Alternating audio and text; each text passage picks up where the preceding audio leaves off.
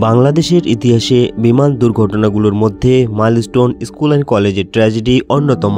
Milestone school and college বাংলাদেশের রাজধানী ঢাকায় অবস্থিত একটি বিখ্যাত ইংরেজি মাধ্যম শিক্ষা প্রতিষ্ঠান। শিক্ষাগত সাফল্য ও সহশিক্ষা কার্যক্রমে এটি ছিল অগ্রগণ্য।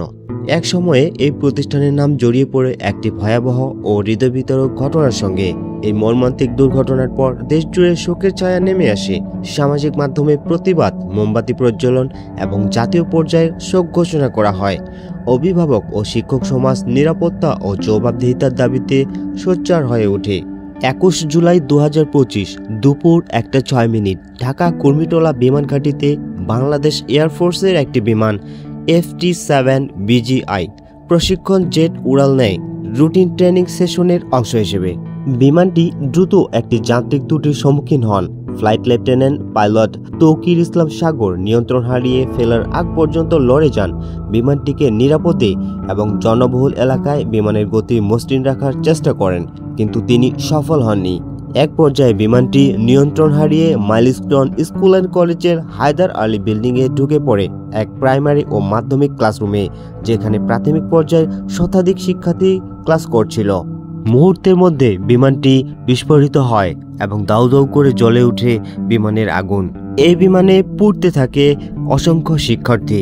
এই স্কুলের একজন স্বনামধন্য ইংরেজি শিক্ষিকা মেহেরিন চৌধুরী এক এক করে আগুনের মধ্য থেকে বের করে নিয়ে আসেন 20 থেকে 25 জন শিশুকে এবং শেষ পর্যন্ত নিজের দগ্ধ জীবনের কোলে ফিরে আসেননি। তিনি মারা যান হাসপাতালেই।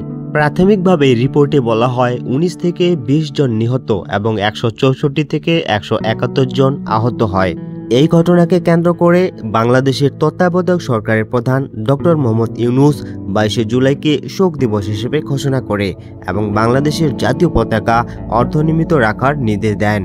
দুর্ঘটনাটি একটি বাংলাদেশ এয়ারফোর্স F-7 BGI সিরিজের প্রশিক্ষণ জেট বিমান ছিল। বিমানটি টেক অফের মাত্র কয়েক সেকেন্ড পরেই প্রযুক্তিগত ত্রুটির কারণে নিয়ন্ত্রণ হারিয়ে ফেলে।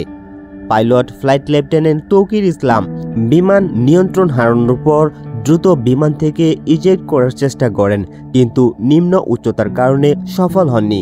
এরপর তিনি প্রাণের ঝুঁকি নিয়ে ঘটনাস্থল থেকে দূরে জনবহুল এলাকা এড়িয়ে একটি তুলনামূলক ফাঁকা খোলা জায়গায় বিমানের গতিপথ পরিচালনা করার চেষ্টা করেন। F-7 জেটটি দিয়াবাড়ি উত্তরা অঞ্চলের মাইলস্টোন স্কুল ও কলেজ ক্যাম্পাসে ধাক্কা মারে। মূল ফটক, ক্যাফেটেরিয়া ও শ্রেণীকক্ষ সমূহে বিধ্বস্ত হয়। ভাঙচুর ও আগুন লেগে যায় সাথে সাথে।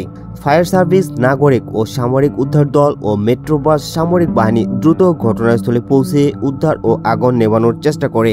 সরকার একটি জাতীয় শোক দিবস ঘোষণা করে এবং বেসামরিক বিমান চলাচল কর্তৃপক্ষ ও পরিকল্পনা সংস্থাগুলিকে নিয়ে একটি তদন্ত কমিটি গঠন করে।